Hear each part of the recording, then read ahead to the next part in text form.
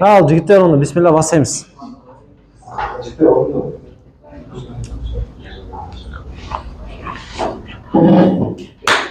Бор жоқ қой. Сен сұрақ көрсіңдер, мен тақырып жазайын. Так, бізде төртінші топ қой, а?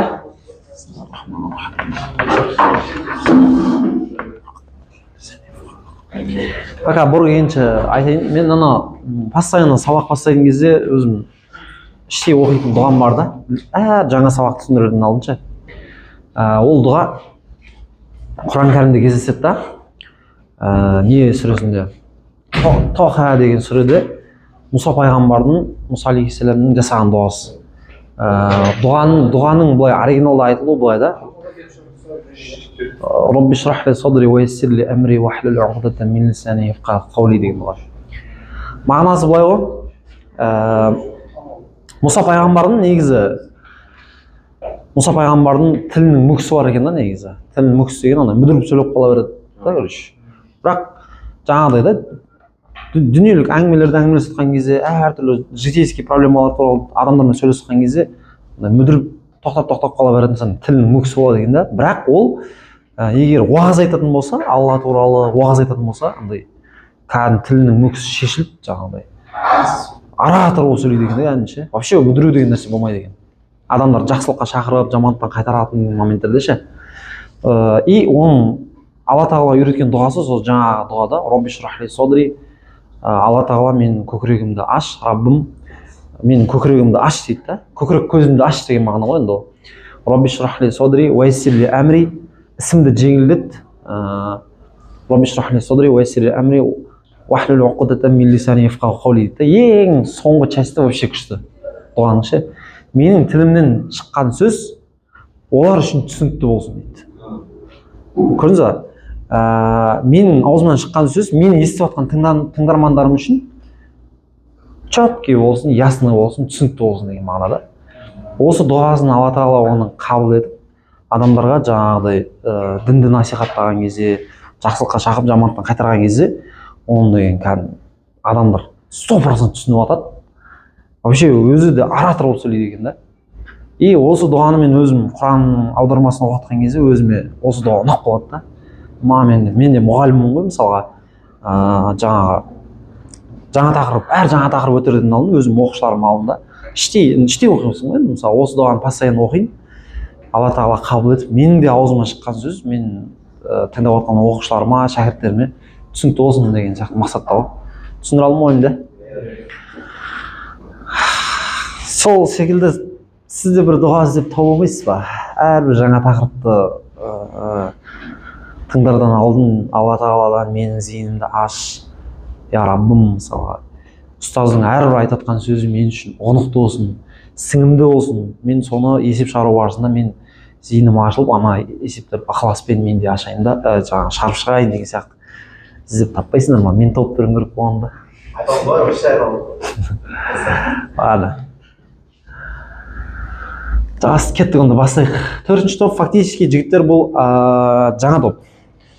Бұл жерде, то есть жаңа топ болғанмен бұл ескі топтың әшейін просто жалғасы. Енді жақсылап мән беріңдерші, не байқап жатсыңдар? Есептеріне просто көз жүгіріп шығыңдаршы, 17 ма есеп бар, Просто көз жүгіріп шығайық та.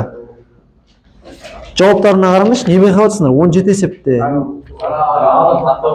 Аралық емес, ол нүкте ғой жігіттер ол. Нүктенің координаталары ғой ол. Жоқ, x нүктесі, y пен x дұрыс айтасың, иә. Сол именно жанама жүргізілетін нүктенің координаталары ол. X нолевой мен f от x нолевойлар ғой, короче. Төртінші топта чисто тақырыбын оқып қарасаң, f от x функциясы мен жанасу нүктесін x нолевойда y нолевой деп табу дейді. X нолевой, y нолевойдың нүктесін табу, То есть жаңа идея жоқ, просто қолданылатын тәсілдер бар. Одан кейін жоспар құрайық. Мысалы мен төртінші топ түсіндіргеннен кейін, давай мен бірден 6-ға секірейін. 6-шы топқа қарай. Сөйтіп 6-шы топты бітіріп болғасын 5-шы топты түсіндіремін да. Соны бәрін бірақлат түсіндірем. И сонда сендер де есептерді шығару порядығын осылай сақтайсыңдар. Бірінші 4-шы топ шығарасын, біткесін 6-ны шығарасын, 6-дан кейін барып соңында қиыны қалады 5-ші топтағы 10 есепті шығарасын. Түсіндіре алдым ғой ойымды? Кеттік. Ең бірінші есепке назар аударамыз.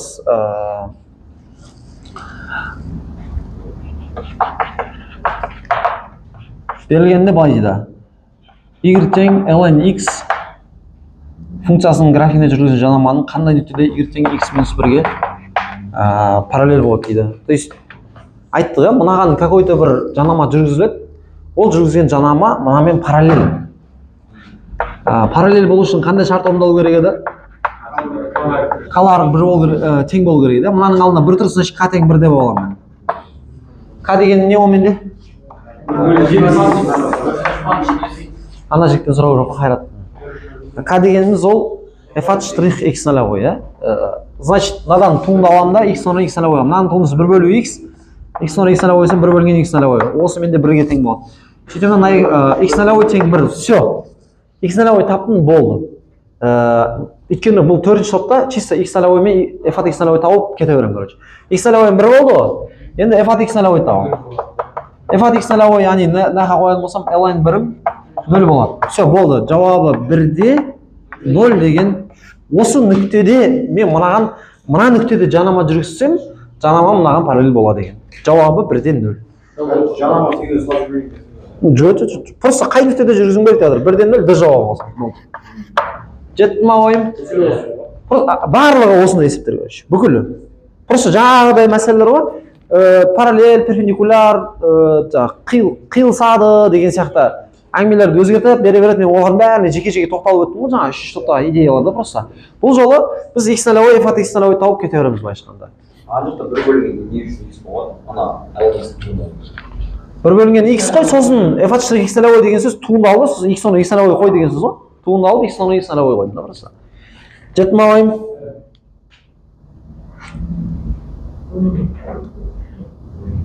Үшінші есеп.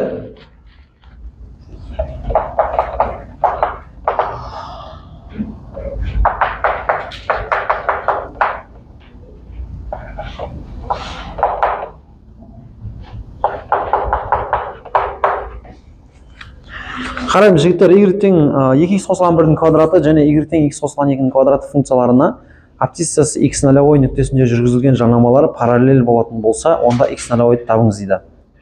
Яғни екеуіне де мен ортақ, екеуіне де мен қандай x нолевойны қай нүктеде жүргізсем, бұлардың нелері параллель болады деген әңгіме айтып отыр. То есть қараңдар. Мынаған жүргізген жанамамның касы f от штрих x нолевой менше андай болады, қара. Мынаның туындысы бізде қазір не ғой? 2 еселенген 2x қосылған 1 көбейтілген 2 ғой, дұрыс па? 4 8x қосылған 4 болсын да. Енді мынаныңкіші, мынанікі 2 еселенген x қосылған 2 болады, дұрыс па? Давай, былай қыласақшы жігіттер, мен туындыны сәл ерте алып жүрдім қазір соқпа. Былай түсіндіре салайыншы. Мынаған жүргізетін жанаманың касын табайықшы. Мынаған жалпы каны қалай табатын мен? Туынды алып x ноль x нолевой қойым керек, дұрыс па? Мынаның туындысы жаңа тема болды, короче. Туындысы жаңа не яғник? 2x қосылған 1 2 еді, дұрыс па? Яғни 8x қосылған 4 болды, қайттан соны тауып қоя салмам енді. Так, касын табайық, короче, касын. Касы бізде осы туынды алғаннан кейін, к дегеніміз ол f от штрих x нолевой, яғни функцияны туынды алып x ноль x нолевой, яғни 8x нолевой қосылған 4. Дұрыс па? Енді мынаның туындысын алайық. 2 еселенген x қосылған 2, и бұның касын табатын болсам, мынаның ашсақ 2x қосылған 4 қой енді. 2x нолевой қосылған 4. Жігіттер, қазір мен мынаған қандай жанама жүргізбейін, менде оның касы 8x қосылған 4 болады, мынаның касы 2x қосылған 4 болады. Екеуінің жанамасы біріне параллель болу үшін калар тең болу керек қой. Сондықтан екеуін біріне теңестіріп жасалам. То есть 8x нолевой қосылған 4 пен 2x нолевой қосылған 4 теңестіріп жүрем. 4-тер 2 беттен қысқарады. 6x нолевой тең 0, x нолевой тең 0 бола салады екен. Яғни 0-ді 6-ға бөліп жіберсем 0 шыға салады. X нолевой 0 деген бізде С жауабы берген. X нолевой. Яғни бұдан шығатын қорытынды жігіттер, мен мына функцияның графигіне де X нолевойдан 0 X нолевой тең 0 деп, мынаған да X нолевой тең 0 деп жанама жүргізсем, олардың жанамалары бір-біріне параллель болады, короче. Түсіндіре алдым ба ойымды? Сұрақ? Жоқ. Кеттік, жалғастырдық ары қарай.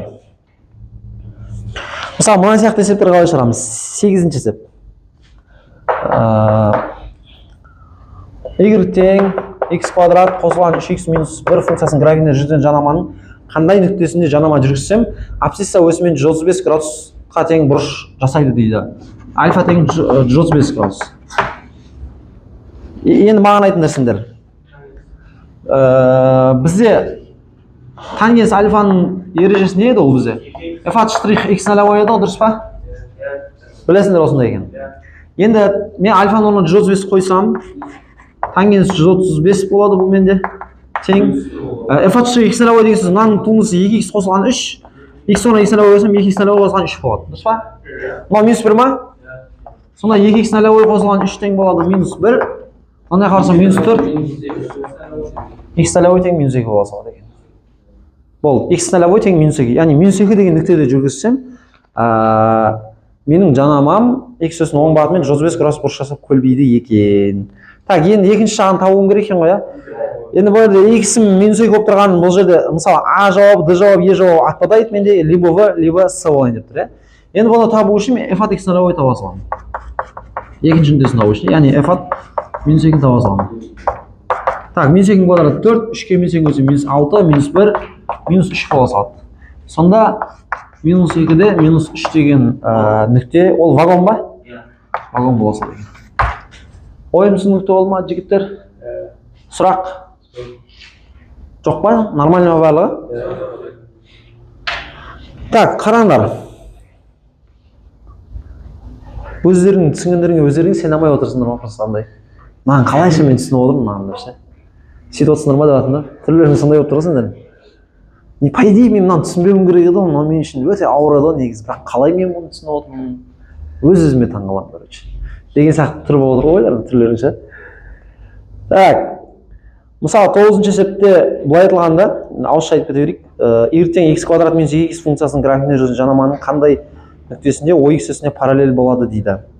Жігіттер, мынау әңгіме параллель болады деген, OX өсіне параллель болады десе, жаңа не деп айтқан едім, кімнің есінде? OX өсіне параллель деген сөз. Постоянно Әділхан айта бере ма?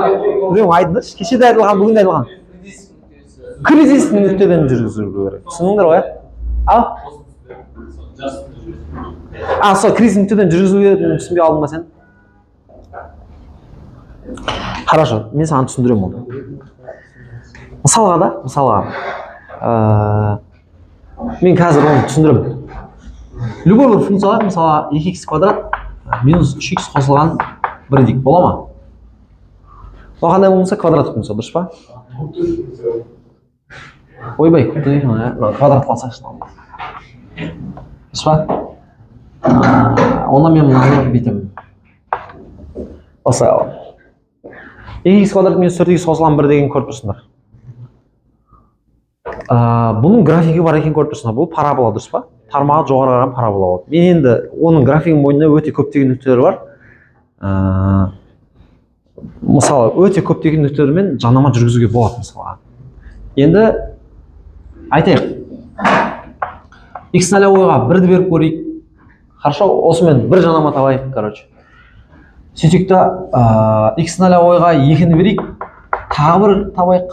Сосын x нолевойға 3-ті берейік, тағы бір жанама табайық. Сөйтіп біз осы жанамалардың поведениесін байқап қарайық, короче. Реально десмосқа салып, қайсысы қалай тұрғанын. Кездік қой.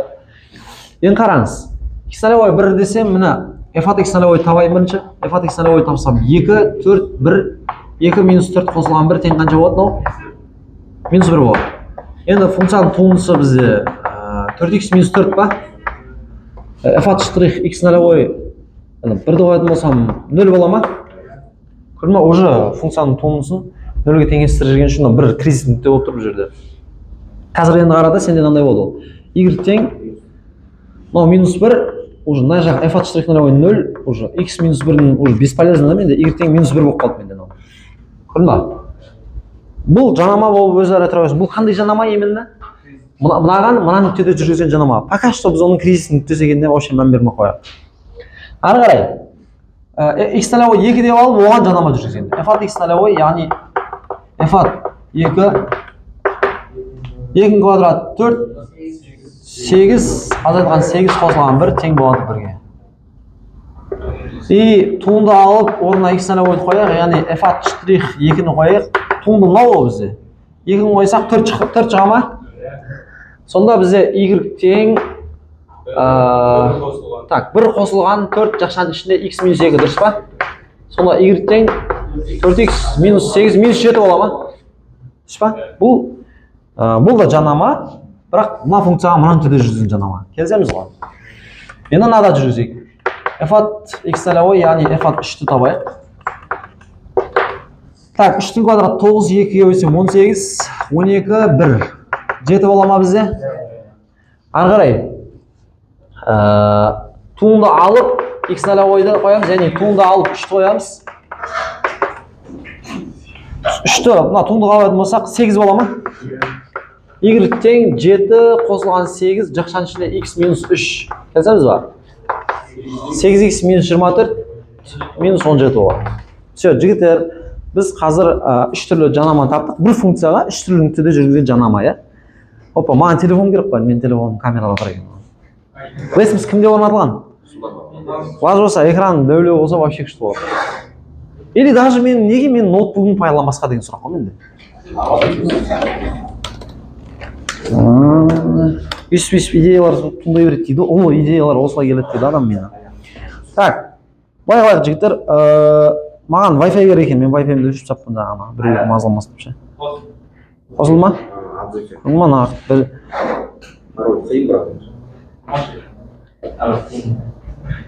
кімдікі? Лаж болса ешкім кірмесін дегенде мен қиын болып жасаламасын да. Абызеке қандай пароль? 465? 1, 2, 3, 4, 5. Адамдар бірін сегізге шамалды біледі. 465 былай есіне сақтап алсай сен. 1465 қазақ ханы құрылғанда. 7 деген қазақтың киелі саны да көрші болу.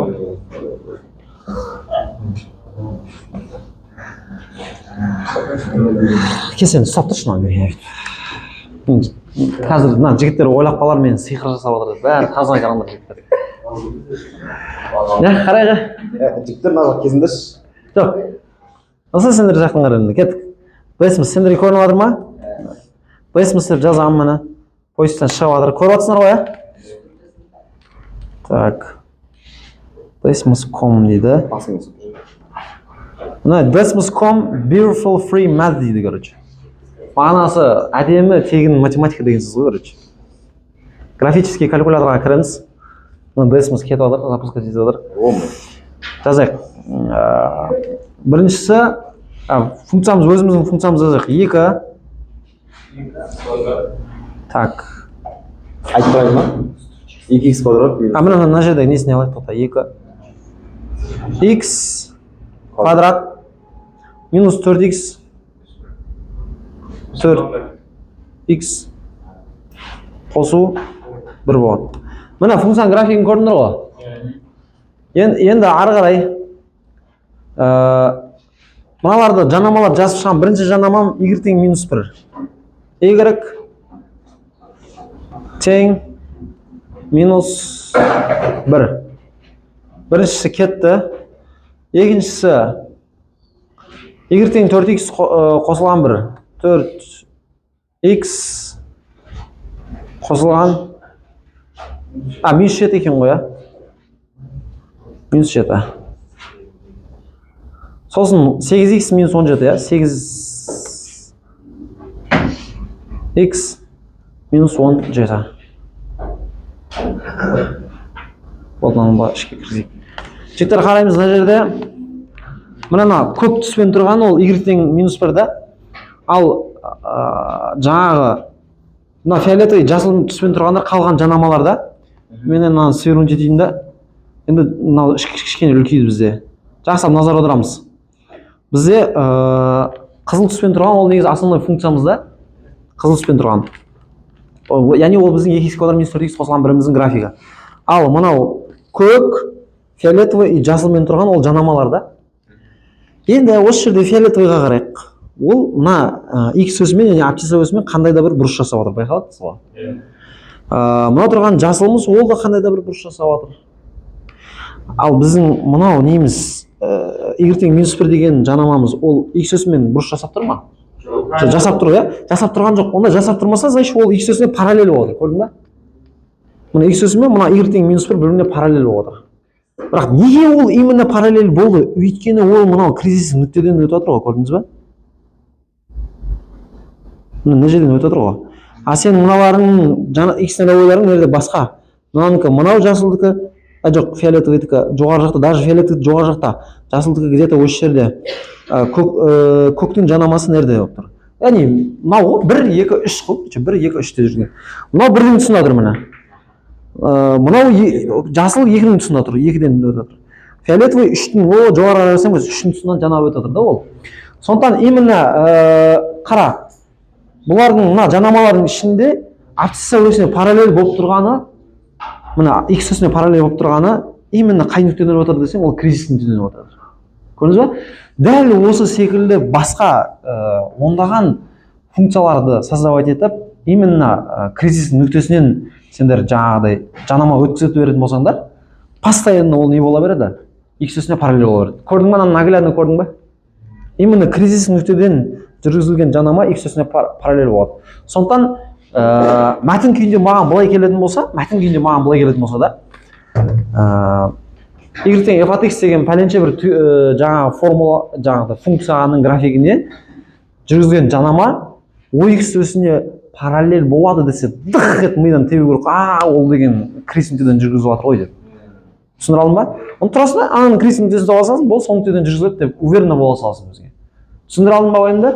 То есть сонда жаңағы есепке оралайық енді. Фактически жаңағы есепке оралайық. 9-шы есепке оралайық. Мен осы айтқан теориямды тағы да бір закреплять етейік. Хотя негізі жаңа 3-ші топтың 17, 18, 19 3 есебінде пайдаланып осылай келді. Енді ладно, ол кезде не үшін істемегендерін, не үшін олай істегендерін түсінбеген шығарсыңдар енді. Бірақ қазір енді не үшін істегендерін түсінулерің керек. Мысалы 9-шы есепте былай деп отыр. y тең x квадрат минус 2x функциясының графигіне жүргізген жанама қандай нүктесіне ox өсіне параллель болады дейді. Ox өсіне параллель. Абсцисса өсіне параллель былайша. Енді біз айтып тұрмыз, так, бұған жүргізілетін жанама ox өсіне параллель болу үшін жанама міндетті түрде кризис нүктеден өту керек. Енді кризис нүктесін қалай табамыз функцияның? Өзін теңестіреміз ба? Туындалып нөлге теңестіреміз. Туындалып болса 2x азайтылған 2. Соны нөлге теңестіретін болсам x тең не болады? 1-ге. Значит мен кризис нүктеден 1 болса, онда мен именно соны x нолевой деп обозначать етуім керек. Именно содан не істеуім керек? Мен жанама жүргізуім керек. Сол кезде ол ox өсіне параллель болады. Түсіндіре алдым ба ойымды?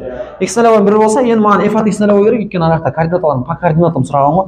F от x нолевой, яғни 1-ді апарып қоятын болсам, 1 азайту 2 тең минус 1 болады. Сонда толық жасақтайтын болсам, x-ін 1, y-ін минус 1, жауабы 1-де минус 1 деген нүктеден мен жанама жүргізетін болсам, ол жанамам ox өсімен параллель болады екен. Ол менде С жауабы.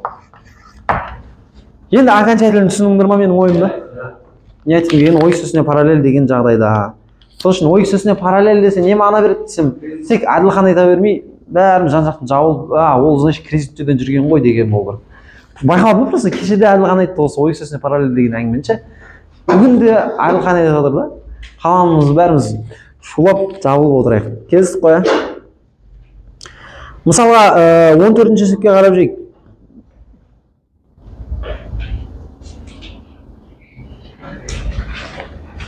Жігіттер, 14.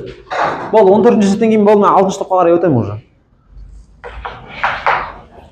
Так, y тең x көбейткен n-ің x дәрежесі. Функциясының графигіне оған жүргізілген жанаманың көлбеулік бұрышының тангенсі нөлге тең дейді. көлбеулік бұрышының тангенсі 0 деген сөз тангенс альфа 0. Дұрыс па? Қайрат сұрақ енді саған. Қайрат кім?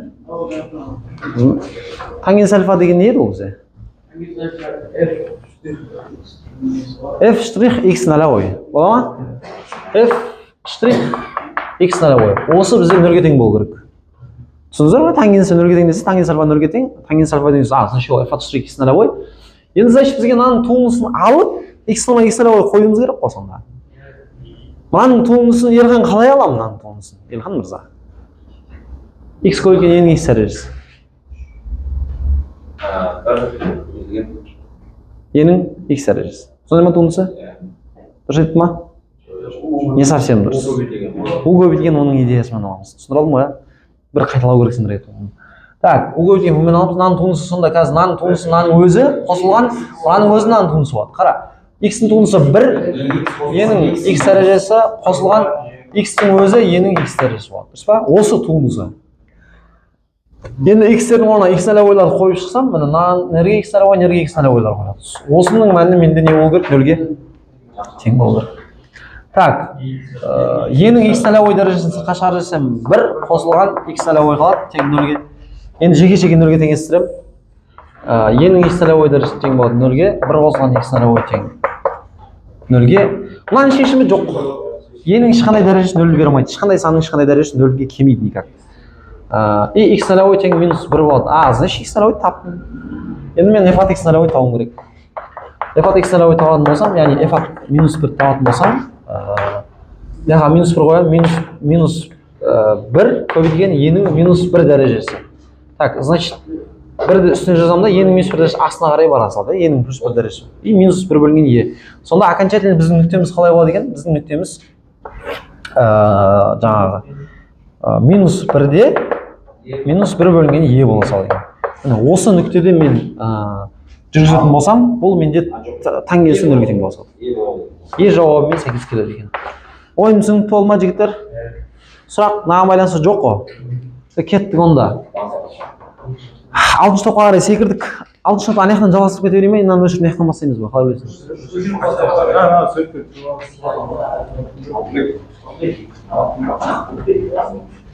Просто жаңа мен ана 3-ші топтың есептерін не үшін сендерге до конца шартқыздым.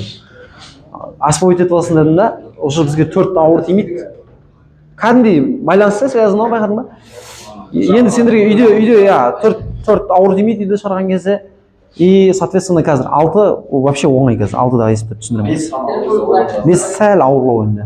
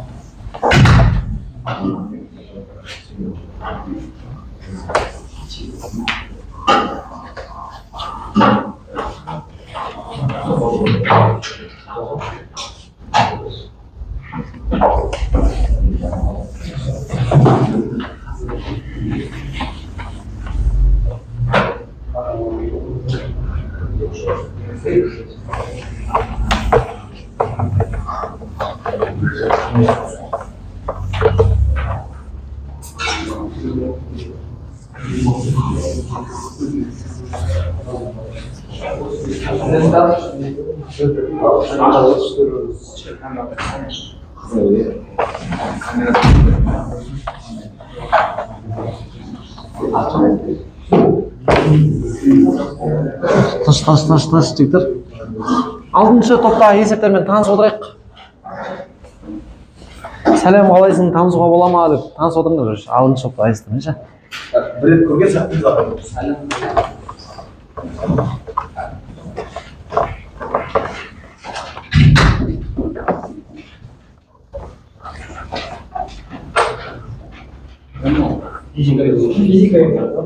Таза ғой, таза. Тап-таза ғой, тап-таза. Так. Азап. Шоқ келесіз. Жүрсен, өмірің ұзақ болсын алдым ма? Көп жүрсен, ұзақ өмір сүресің ма? Так, жігіттер, 6-шы топ сыртқа шығып кеткен адамдар келді ма, барлығы түгел ма? Алдияр келмеді. Неге? Жібере алмаймын мен. Мені тыңдайсың, брат.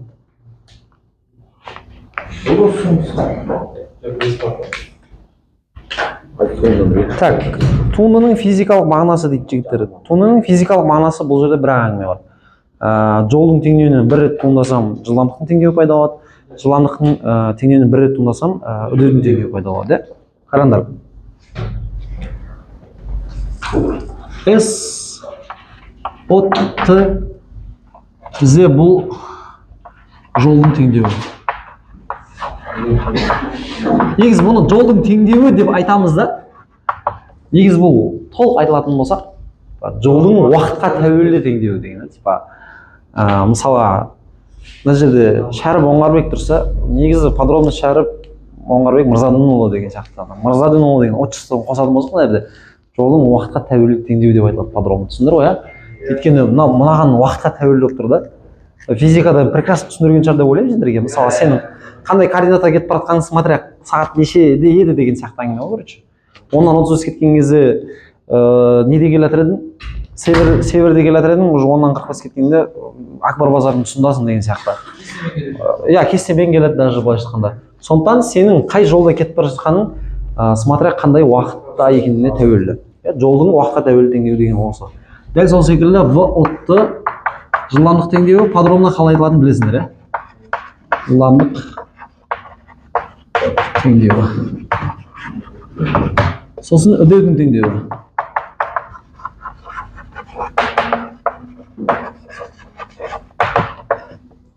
Үдеудің теңдеуі. Так, басты ереже туындының физикалық мағынасында, егер мен жолдан бір рет туындалатын болсам, ол менде жылдамдықтың теңдеуін береді. Егер жылдамдықтан бір рет туындалатын болсам, үдеудің теңдеуін береді. Сәйкесінше, осыдан шығатын қорытынды мен 2 рет туындалатын болсам, үдеудің теңдеуін бере салады екен. Енді қараймыз. Ең бірінші есепке назар аударамыз, жігіттер. Т тең 2 уақыт мезетіндегі S Т тең 4-ның 4 дәрежесі минус 8 бөлінген Т заңы бойынша түзу сызықта қозғалатын материалдың нүктенің жылдамдығын анықтаңыз дейді. Алтыншы топ атомның бірінші есебі. Т тең 2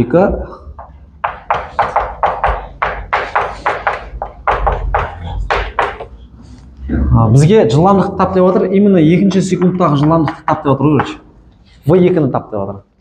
Ол үшін біз жолдың теңдеуі арқылы бірінші жылдамдықтың теңдеуін шығарып аламыз, бір рет туындалу арқылы. Яғни VT дегенім ол S штрих Т, яғни мынадан туындалатын болсам 16 Т-ның кубы минус плюс 8 бөлінген Т квадрат. Туындысын алып жердің. Түсіндіңіздер ғой қалай туындыны алғанымен? Яғни жолдың теңдеуінен жылдамдықтың теңдеуін алып алдым, өйткені менен екінші секундтағы жылдамдықты тап деп жатыр менен. Жол тап десе просто екіні қойып жол таба салады. Менен жылдамдық тап деп жатыр.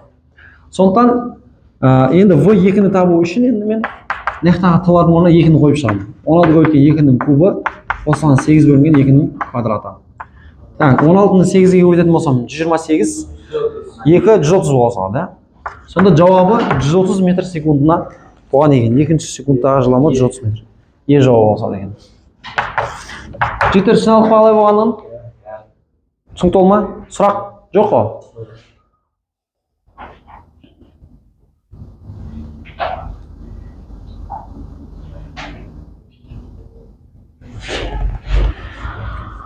Так, енді мынандай бір әңгімелер бар бұл жерде ше. Мәселен, үшінші есепке назар аударайықшы. Так, үшінші есеп до конца берілмеген. Сендерде берілген ме? Берілген, толық берілген ме?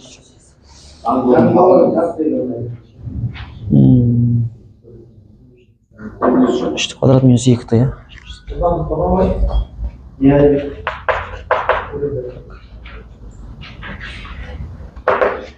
Жылдамдыққа ғана қате кетіп қалған ғой, негізі кішкентай бумен жазу керек да. 3 квадрат минус 2-ті ма? Жігіттер қараңдар, сендерге жылдамдықтың теңдеуін берген да? Сенен жолдың теңдеуін сұрап жатыр енді. Бұл қалай? По идее, жолдың теңдеуін беріп, жылдамдығын сұраса, біз негізі туындысын ала алатын ақ қой. Енді саған керісінше беріп қойды да, ақ қарап жүргің үшін сен былай ойлайсың, негізі бұл интегралды есебін тығып жіберген ғой жерге. интеграл біздің келесі сабақта өтетін тақырыбымыз да. Сол үшін сенің миыңа ауыр тиіп кетпес үшін сен бүйте сал, жауаптармен жұмыс жасай сал. Жауаптардағыдан туынды алып көр да, сол кезде қайсысынан туындаған кезде мына жауап шығады, сол жауапты белгілей саламыз. Түсіндіре алдым ба, түсіндіре алмадым ба? Өйткені мынадан туынды алсам, мынау болу керек қой, дұрыс па? Мынаны сұрап тұр менен енді. Бұл А, Б, С, Д, Е деген жауаптарға қойып қойғанда мысалға, солардан сен туынды алып шықты, сосын қайсынан 3 квадрат минус 2 шығады, сол жауапты белгілей саламыз. Жеткізе алдым ба ойымды? Қалай жұмыс істеу керек екенін? Сонда мысалы А жауабын алайық. Бүйтеді, А жауабы маған бүйтеді. Д бола ма? Ауызша тауып қойдыңдар ма? Міне Д жауабы бүйтеді. Т куб минус Т квадрат плюс С дейді да, қара. Мынадан туынды, мынау маған СТ деп жолдың теңдеуін осы қылып беріп жатыр. Қан, давайте туынды алып көрейік, мына теңдеуді бере ала ма? Т кубтың думысы 3 квадрат минус 2 табатын, мынау сан бұл. С деген бұл сан деген сөз. 0 болып кетеді да, сонымен бере алады екен. Сонда жауабы осы Д жауабы болады. Түсіндіре алдым ба ойымды? Интеграл ретінде беріп қойдық соны туындыға да кейбір соны.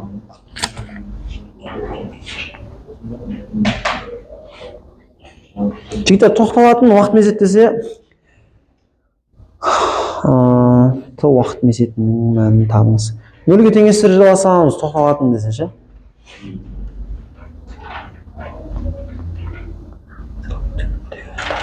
Жетіліші аш дегенде S бар. Аш биіктік қой, S деп ала бересің. Просто вертикальный кеткен ғой.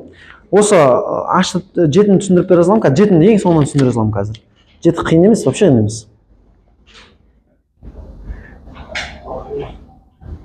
Мынандай есептер ашып берген екен. 15-ші есепке назар аударайықшы.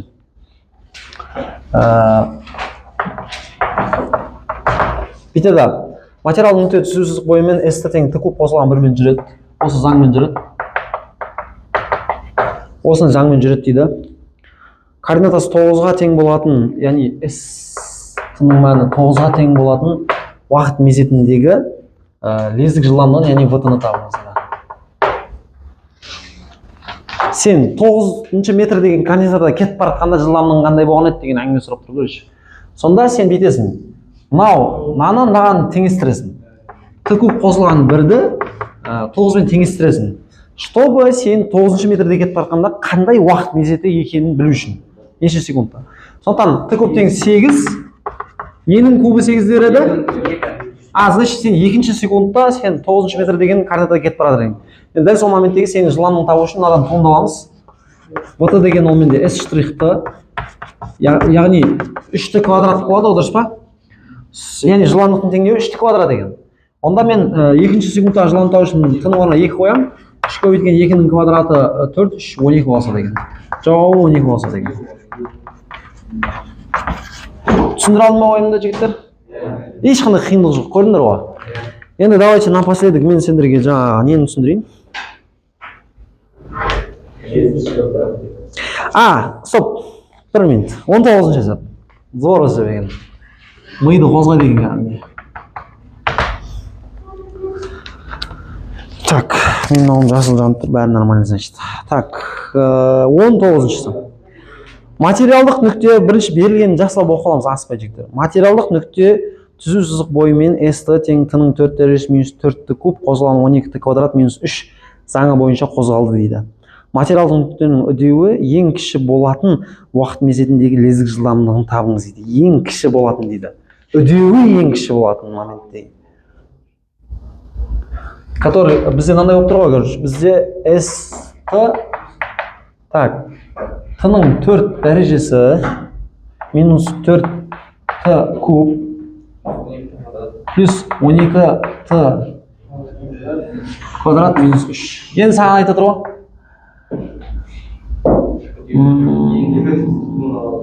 Ағаның қандай да бір уақыт мезетінде ол минималды мәнге ие болады, яғни ең үдеуі аз болады. Дәл сол кездегі жылдамдықты тап деп жатыр. Бір есептің ішінде үдеуде, жылдамдықта, жолда бәрі қатысып жатыр да. Қазір түсіндірем жігіттер. Бірінші, жолдың теңдеуінен 2 рет туынды алу арқылы үдеудің теңдеуін шығарып алайық. Так, бірінші мен жылдамдықтың теңдеуін табайын. Ол менде S штрихты, яғни 4Т-ның 3 дәрежесі минус 12Т квадрат, сосын 24Т бола салады. Дұрыс па? Енді А-тыны табу үшін В штрихты 12 t квадрат минус 24 t қосу 24. Дұрыс па? Енді қараңдар, атының теңдеуіне, үдеудің теңдеуіне жақсылап мән береміз. Үдеудің теңдеуі бізде қандай функция болып тұр? 12 квадрат минус 24 қосылған 24. Бұл квадрат функция болып тұр, иә? Квадрат функцияның графигі не болады бізде? Парабола болады. Сонда сенің мына үдеуінің графигі мынандай болады былайша айтқанда. Яғни ол кеміп барады да, сонымен ары қарай өсе бастайды. Сол кезде ең төменгі мәні мынау емес па? Түсіндіңіздер ма? Бұл сіздің минималды мәніңіз болып тұр ғой үдеуіңіздің. Ал бұл деген кризис нүкте ғой сонда. Значит, тағы да туындауды нөлге теңестіре жүрмейміз ба? Өйткені сіз функцияның кризис нүктесін табу үшін жоқ, үдеуді таппаймыз. Просто мынадан туындауды нөлге теңестіріп тынын табамыз. Қай уақыт мезетінде үдеудің ең кіші болғанын таба аламыз. Түсіндіңіздер ма? Сондықтан кризис нүктесін табу үшін туындалам. Ол менде 24 минус 24 соны нөлге теңестіремін бірінші. Түсіндіңіздер ма? Кризис нүктені таба аламын. Өйткені үдеудің ең кіші мәні кризис нүктеге сәйкес келіп тұр да бұл жерде. Үдеуден тағы бір туындалып, тең нөлге теңестіріп. Марлен тыңдасай. Түсіндіре алма, не үшін тағы да туындалам? Т тең 1 секунд болады да, яғни бірінші секундта жігіттер. Мысалы, бірінші секундқа дейін 0,1 доля секундтарда ол азайып үдеуі, оның 1 секундтан кейін уже қайтадан екінші, үшінші секундтарда ол нереально өсе бастайды да. Именно 1 секунд уақыт өткеннен кейін оның үдеуі ең аз мәнге ие болады. Енді осы 1 секунд тауып алдық, дәл осы уақыт мезетіндегі жылдамдықты тапшы деді деп жатыр. Түсіндіре алма, сондықтан В1-ді таба саламыз біз. Жоқ, үдеуі берілген оқып көрсек, үдеуі ең кіші мәнге ие болған кездегі лездік жылдамдықты тапты жатыр ғой. Сондықтан В1-ді таба саламыз бұл жерде. Не қабаймыз, 4 азайтылған 12 қосылған 24. Тең қанша болады? 16. Жауабы 16 болады екен. Қай жауапқа сәйкес келеді 16 деген? С жауабы екен. Ойымды түсіндіре алдым ма жігіттер? Болды осы. Онда мен идеяны айтып қойдым, мен сендер 7-ші есепті болсаң қарап өздерің шығарасыңдар идея. 7-ші есептің идеясы осымен тура келеді. Физикадан алған білімдерің бар, әйтеуір мына параболаның темасы бар. Жақсылап миларыңды қосып шығарасыңдар. Бұл 6-шы топ бітті жігіттер. Енді 5-ші топқа қарай көшейік. Бола ма? Еске қарай уақыт жағын көрейікші, біз уақытын бір санасып қойдық. Білмеймін балым. Қазір саған айтам, ол уақыт тура келмей қалса, тағы не болады? Өз бар болған 10 есеп қой. Кеттік 5-ші топ жігіттер. Соңғысы. Ауымыз біздің 6-шы тобымыз еді.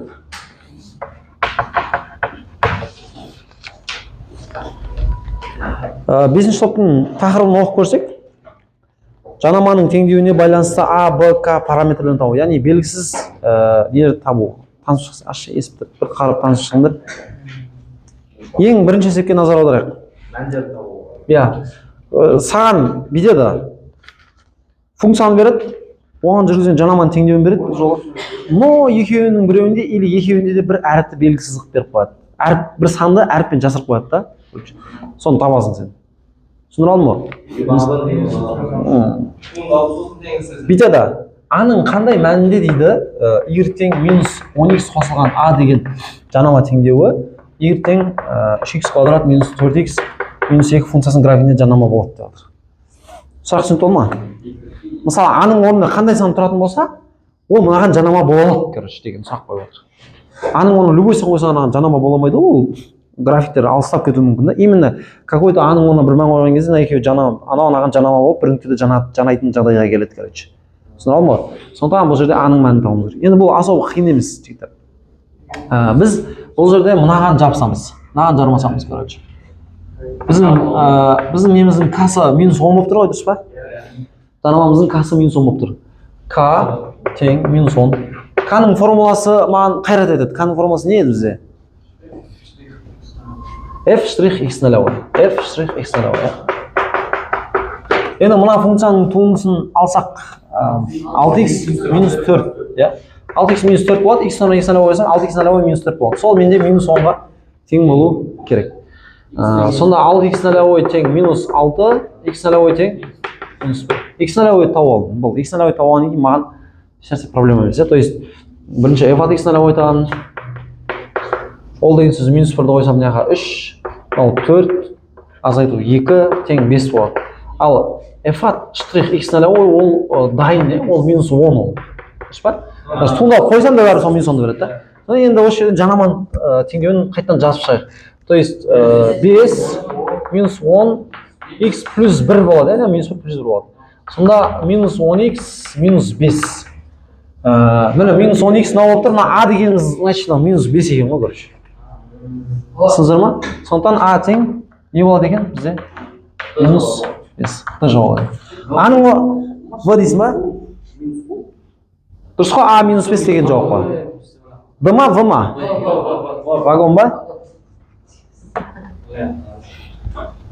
Түсініңдер ма ойымды мына жердегі? Бұл енді особо ауыр емес болып тұр ғой мәселе осы ғой.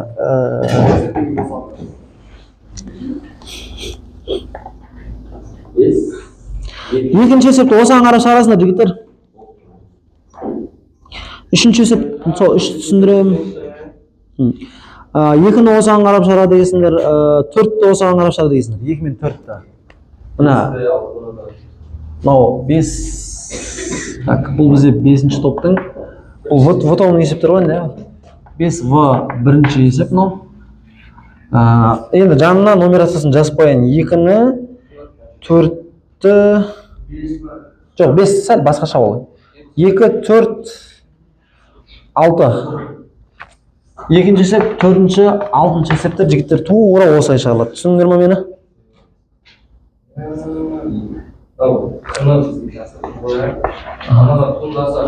Короче, екінші есеп, 4-ші есеп, 6-шы есептерді жігіттер осылай к белгілі болып, мына жанамадағы бір не әріп сан жасап тұрады да, мынау толып беріліп тұрады, короче.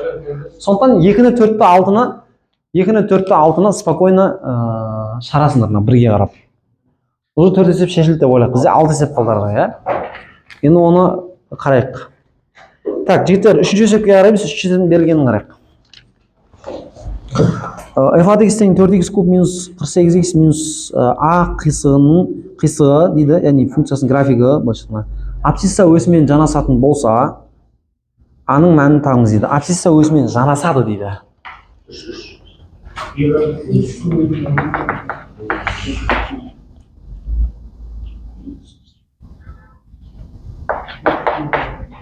Вообще-то жігіттер мынандай тұжырымға келейікші негізінде ше. 4x куб минус 48x азайтылған a. Мынандай тұжырымға келуіміз керек болып тұр ше. Абсцисса өсі дегеніміз на самом деле ол y тең 0 екенін түсінесіздер ма? Абсцисса өсі дегеніміздің теңдеуі, абсцисса өсінің теңдеуі, немесе ой сөзі ше. Абсцисса өсінің теңдеуі y тең 0 ол. Не үшін y тең 0 екенін айтайын ба? Не үшін абсцисса өзінің теңдеу күйінде алатын болсам, ол y тең 0 деп өрнектеледі. Өйткені қара. Жоқ, мәселе мынада ғой. Мынау y өседі мынау бізде. 1, 2, 3. Если мен да мынау 2-нің тұсынан жүретін болсам, мына сызық, мынандай сызық. Бұл y тең 2 деген сызық мынау. Мысалы мен мынау минус 1, минус 2 или минус 3-нің тұсынан жүрсем, ол y тең минус 3 деген сызықтың теңдеуі y тең минус 3 болады. Y тең минус 2 деген сызық мынау, y тең минус 1 деген сызық мынау, y тең 0 деген мынау емес па? Сонда абсцисса өсі бізде y тең 0 болады. Y тең 0 деген сызық абсцисса өсімен беттеседі да. Сондықтан абсцисса өсі, яғни ой өсі дегеніміз оның теңдеуі y тең 0 бола салады. Түсіндіре алды ма? Сәйкесінше ордината өсінің теңдеуі x тең 0 болады сонда. X тең 2, x тең 1, x тең 0 деп былайынан кіреді. Түсіндіре алды ма? Сондықтан абсцисса өсінің сонда мынандай әңгіме болып тұр ғой, короче. Ана нені оқып қарайтын болсақ, бүйтіп айтып жатыр да, f от x тең 4x куб минус 48x минус a қисығына абсцисса өсімен жанасып тұр дейді. Ол деген сөз абсцисса өсі ол үшін жанама болып тұр деген сөз. Перефразировать ететін болсақ. Мынау кубтық парабола былай болады ол. Кубтық парабола, квадрат парабола емес, кубтық параболаның соның не жеріне жаңа абсцисса өсі тиіп тұр былайынан астынан. Яғни y тең 0 деген сол жанама болып тұр ғой, короче. Мынау мынаған жанама болып тұр, короче. Түсіндіре алдым ба ойымды? Мынаның жанамасы мынау болып тұр, короче. Онда аның орнына не тұрады деген сұрақ болып тұр ғой бұл жерде былайша айтқанда. Түсіндіре алған шығар ма ойымды? жанасып тұр деген сөз, ана y тең 0 деген яғни абсцисса болса анау үшін жанама болып тұр деген сөз ол. Енді аның мәнін табуымыз керек екен. Енді сұрақ, осы жерде кім маған не айта алады? Кризис нүктеден жүргізіп тұрғанын түсініп тұрсыздар ма өзі? Өйткені либо x өсіне параллель болса, либо x өсінің өзі болса жанама. Дұрыс па? Солай ойласам болады ма, болмай ма? Мысалға, мен айттым, какой-то бір y тең f от x функциясының графигіне жүргізген жанама y өсіне параллель десе тықыт миға тебетін болды, дұрыс па? Ол y өсіне параллель болатын болса, ол кризис нүктеден жүргізеді. А что если y өсінің өзі болса? Онда ол да короче не емес па? Кризис нүктеден жүргізілмей ма онда? Түсіндіре алып жатырмын ба ойымды? Либо y өсіне параллель, либо y өсінің өзі болса, онда ол кризис нүктеден өтіп жатыр деген сөз, короче. Түсіндіре алып жатырмын ба ойымды? Сондықтан мен мынаның кризис нүктесін табамын мен онда. Қалай табамын оның кризис нүктесін? Туындалып нөлге теңестіреміз. Осындай жауап тұрмайды ма? Тық, без лишних. Сонда мынаның туындысы бізде 12x квадрат минус 48 болады. Мынау сан болғандықтан 0 болып кетеді. Енді мынау жаңағы. Осыны нөлге теңестіре жасамыз. X тең 2 ма или плюс минус 2 ма? Ондайға барады 48, 12 өлсем 4, x квадрат тең 4 болса, x тең плюс минус 2 болады. Яғни x нөлевойым менің плюс минус 2 болады деген айтқанда. Екі кризис нүктесі бар да, плюс 2, минус 2 деген. Түсіндіре алдым ғой? Осы нүктелерде жанама, онда мен жеке-жеке жанама жүргіземін жігіттер. X нөлевой тең 2 деп бір жүргізіп аламын. X нөлевой тең минус 2 деп тағы бір жүргізіп аламын. Сөйтіп сол жанамалар жүргізіп. Стоп. Одан не пайда жанаманы тапқаннан? Болды. Табамыз. Жігіттер табамыз. Так. Нөл таптық. Даже бізге керек емес екен де ол, короче. Жігіттер қараңдар маған. Осы нүктеде жанама жүргізейін деп тұр ғой, былайша айтқан кезде, дұрыс па? Осы нүктеде x соны жанап тұр ғой. Сондықтан мынандай әңгіме шығады жігіттер. F от x нөлевойым 0 болып тұр ғой енді мен, дұрыс па? Мынаны қазір қойсам, мына y нөлевойым, так, y-ім 0, иә. X өсінде ол оның жанап өткен болса, оның x-і 2 болса, y-ге 0-дің тұсына тұрады. Сонда f от x нөлевойым менің бұл жерде 0 болу керек. F от x нөлевойым не үшін 0 болғанын түсінікті болды ма? Қара, көз алдыңа былай елестетті, короче. Мынау сенде какой-то бір график, осы график мына жерде бүйтіп тұрып, x өсімен жанасып өтті, короче, мынау y тең 0 деген мынау, жанап тұрды, короче. Енді мына нүктеге қатысты айтарымыз біздің мынау 2, x бойынша 2-ның тұсындаdır, y бойынша 0-ның тұсында тұр емес па ол? Мына график үшін да. Сондықтан f от x нөлевойды сол үшін 0 деп атым мен. Қазір мына жаққа қойсам, осыны қойсам 0 шығу керек деген әңгіме болып тұр. Сондықтан мен қазір бүйтемін, мына жерде мына теңдеуде, яғни y тең 4x куб минус 48x минус a деген теңдеуде мен x-тің орнына қазір 2-ні қойсам, y-імді 0 шарып беру керек. Минус 2-ні қойсам, тоже 0 шарып беру керек. Сондықтан y-дің орнына 0 қоям, 4 көбейткен x-ің орнына 2-ні қойып шығам бірінші. Менің целім бұл жерде a-ны табу ғой, көріп жеткен кезде. Минус a неға плюс a болып өтеді, a тең, мынау менде 8, мынау менде көп бар екен ғой. 32 бола ма? 32 тұрады ма мен кәдімде? 96, a тең. Минус 64 бола ма? Кетті біріншісі. Сенімдіміз ба оған нәрсеге? Или жауаптан көріп алдық па? Сенімділік болу үшін есептей салайық,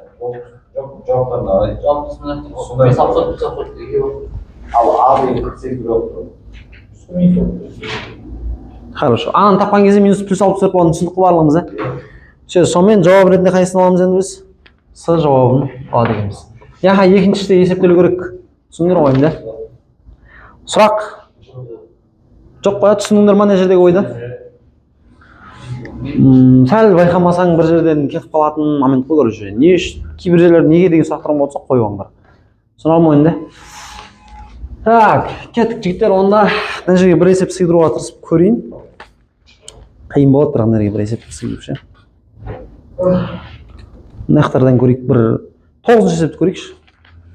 Қалған енді өздерің шығарасыңдар. 9-ға қарап жүріңдер.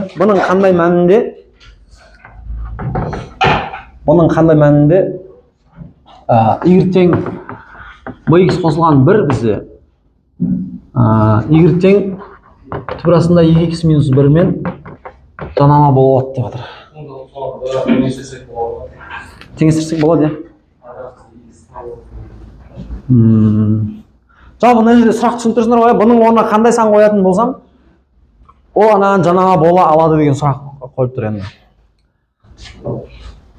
Так, бұл жерде мынау 1 деген нәрсеге бізге жармасу керек болып тұр ғой бұл жерде ше. Сол плюс 1 деген нәрсе бізге бір үміттің бір отын сыйлау керек болып тұр да, короче ше. Ол да белгісіз болса біз үмітімізді үзедік дедік былайша айтқанда. Қан тоже белгісіз қажет болған. Конечно. Жоқ, қана б деп қате емес, б болады ол. Ол б болады. Значит. Яғни к деген ол бізде б, ладно, біз кете берейік сонымен. Хорошо, к тең б. К дегеніміз f штрих x нолевой. Ол бізде б-ға тең. f штрих x нолевой деген мынаның туындысы бар емес пе, жігіттер? 1 бөлінген түбірасында 2x минус 1 болады, короче. 1 бөлінген түбірасында 2x минус 1, яғни үстіне астына 2 мен кетеді ғой. Мен ойламасыңдаршы, ол жағын ойластырып қойдым. Уайымдап айтасыңдар да, уайымдамаңдар. Так, дальше ары қарап. Так, дальше жалғастырамыз, нормально. Енді мынаны керексіз деп ойламаңдар, бұл керек болып қалады қазір бізге. Қазір бұл бізге керек болады, кәдімгі керек болады бұл бізге.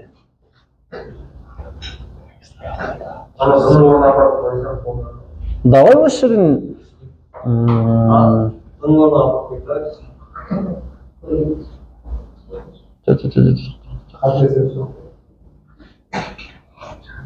ол түсіндім. Так, қараңдар. Мынаған енді жаңа естерінде болса, мен 3-ші топ түсіндіріп жатқан кезде мен былай айтқанмын. Біз x нолевойды білмесек те, любой бір функцияға білмеген күйде жанама жүргізе аламыз. Менің білмеген күйдегі мына функцияма жанамамын деп шығара аламыз, ба? Білмеген күйде мынаған жанама жүргізсек. Так. Сол жерде, так, бірінші f от x нолевой табатын болсам, ол менде түбірасында 2x нолевой минус 1. f от штрих x нолевой деген сөз, ол мынау болып тұр, дұрыс па? 1 бөлінген түбірасында 2x нолевой минус 1 деген. Туынды алып, x нолевой болады. Енді жанаманы табайық осы жерде. y тең, қарап жақсылап қарағанда мынаны жазамын бірінші. 2x нолевой минус 1. Қосылған f от штрих x нолевой мынау менде 1 бөлінген 2x нолевой минус 1. Жақшаның ішінде x минус x нолевой бола ма? Енді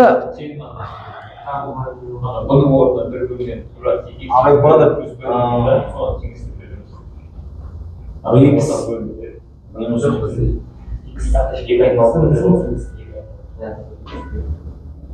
жоқ, жігіттер, бұл дұрыс береміз. Мынау тұра берсін. Давай мынаны мына жерден ше, етейік та. Мына жерден бастап жалғастырайық, короче. Бізге қазір место керек болады. Даже бар екен мұнда. Так. Мұқият қараймыз, жігіттер, мынаны егер қазір мына жақшаны ашатын болсам, y тең қайтадан сол 2x нолевой минус 1. Сосын 1 бөлінген түбірасында 2x нолевой минус 1 көбейтілген x, дұрыс па? Мынаған көбейтсем мынандай болады. Мынаған көбейтім керек, дұрыс па? Минус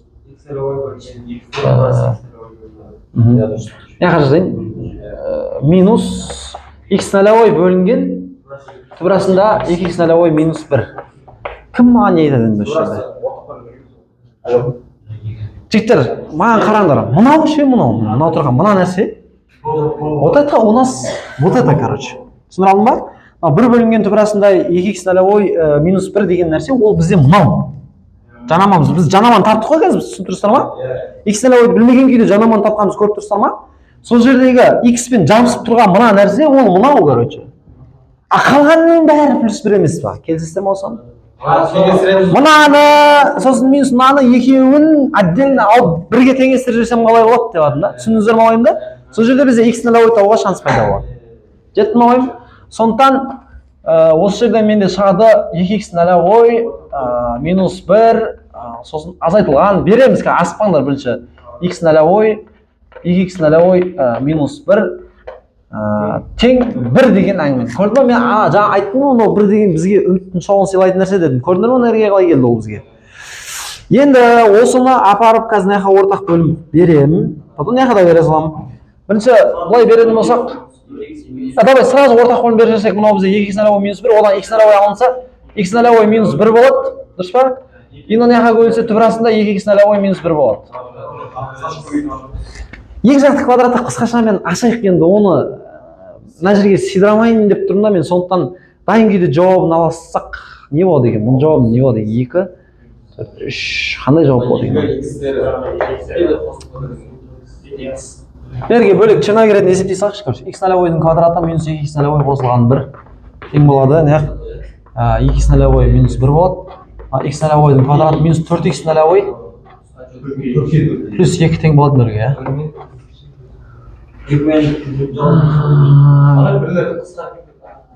Жоқ. 16 минус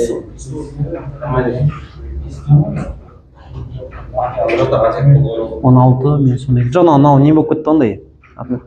Қамайын, бұл жерде иррационал санмен беріп тұрады, жауаптарын көрсеңізші минутқа. Иррационал болды, до конца иррационалмен барамыз. Жігіттер, мына дискриминанттан табамыз, қараңдар. Дискриминантымыз біздің 16 азайтылған 8 тең 8 ба?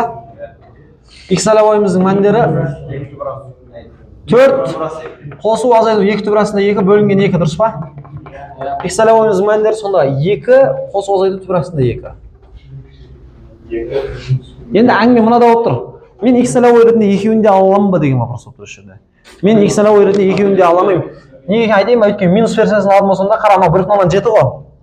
2-ден 1,7-ні алсам, жоқтап алғанда 0,3, одан 1-ді алсам, қазір түбір асты терістен тұрып қалып тұр.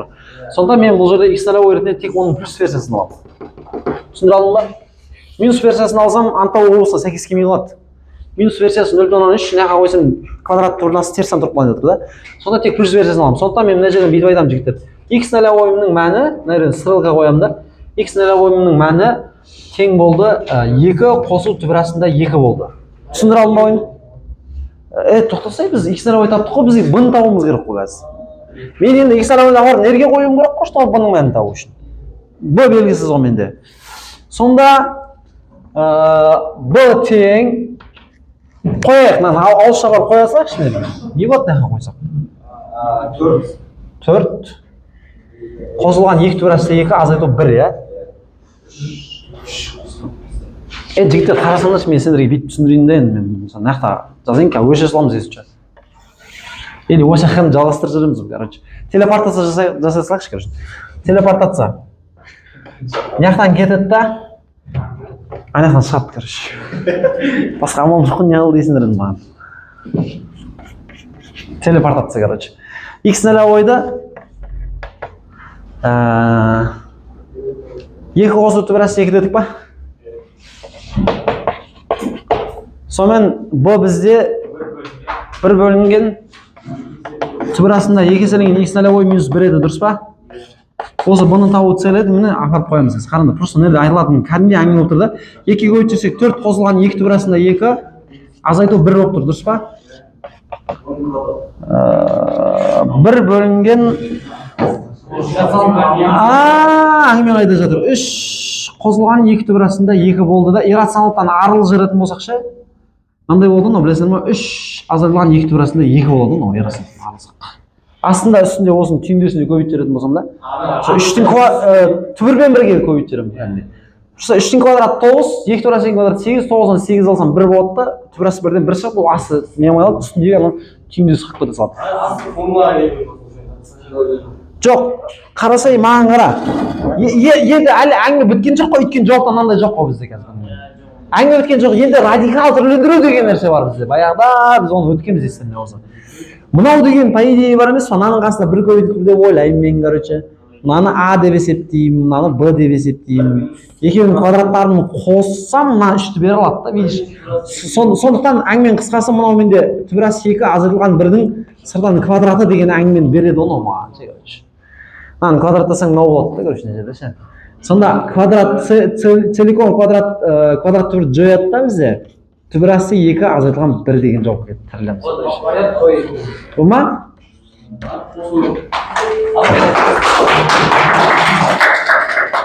Сұрақ. Не үшін мен мына 5-ші топты ең соңына алдырамын түсінген жүрсіңдер, ә? Шамалы кішкене ауырлау, қиындау деген сияқты нәрсесі. Сосын жанына бір-екі есептер шығарып болсаңдар болды, пигде жетесіңдер ғой шын айтқан кезде. Сұрақ жоқ па ешкімде? Өшіріп жасасаңыз ананы, қосылып тұрмыз, негізі өшіп қалған жоқ па? Бір сағат болған ба? Бір сағат сөйлептім де базар. Бүгін нормально сөйледім деп ойлаймын өзім негізі. Жалпы бүгін тақырып түсінікті болды ғой, ол енді сендерде мынандай екі выбор бар. Мен қазір бір оқушым келіп отыр, мен соған сабақ өтемін да.